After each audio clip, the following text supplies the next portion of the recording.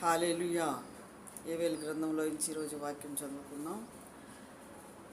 22వ అధ్యాయము 13వ వచనంలో ఆయన అత్యంత కృప కలిగిన వాడు, వాత్సల్యత కలిగిన వాడని మీరు చదువుకోండి. బైబిల్ గ్రంథాలు తెరిచి ప్రభు ఈ ఉదయకాల సమయంలో మనతోనూ మీతోనూ మాట్లాడుతున్నాడు.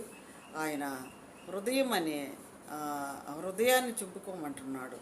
వస్త్రము కాదు, హృదయం చుట్టుకోండి, నా వైపుకు తిరగండి, అప్పుడు నీ వైపుకు నేను తిరుగుతాను అంటున్నాడు. ఈ రోజుల్లో ఎంత ప్రార్థన చేసినా కార్యాలు జరగటం లేదా? మీ రోగాలు ఆ వ్యాధులు పోవటం లేదా? మీ ఆర్థిక స్తోమత మెరుగుపరచబడి అభివృద్ధి చెందలేదా?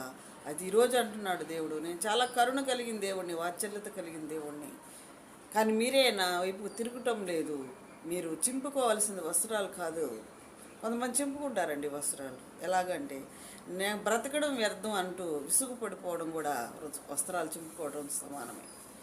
విసుగుపడిపోతే మరి దేవుడు అంటున్నాడు, ఈరోజు నువ్వు చింపుకోవాల్సింది నీ వస్త్రాలు కాదు, నీ హృదయాన్ని చింపుకొని నా తట్టు తిరుగు, నీ కార్యాలని సఫలపరుస్తాను అంటున్నాడు. హల్లెలూయా.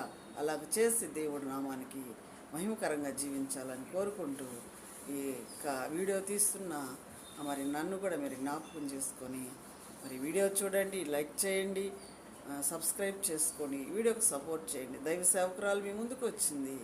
దేవుడు మీరు పంపించినప్పుడు మీరు సపోర్ట్ చేయాలి. ఈ వాక్యం అనేక మందికి షేర్ చేయాలి. హల్లెలూయా. ప్రార్థన చేసుకుందాం. ప్రేమ కలిగిన తండ్రి, పరిశుద్ధుడు, నీకు వందనాలు.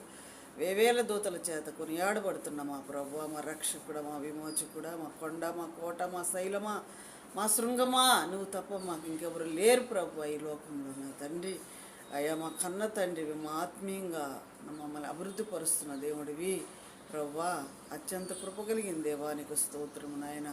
యోవేలు గంధకర్త నా తండ్రి నాయన, అక్కడ ప్రజలతో మాట్లాడుతున్నప్పుడు ప్రభా, మేము కూడా ఈ లేఖనాలను బట్టి మేము బ్రతకటానికి ముందుకు మమ్మల్ని సాగిపోవటానికి సహాయం దయచేయమని విన్న బిడ్డలందరినీ కూడా దీవించి ఆశీర్వదించమని యేసుక్రీస్తు నామములో అడిగి వేడుకుంటున్నాం తండ్రి. ఆమేన్. హల్లెలూయా.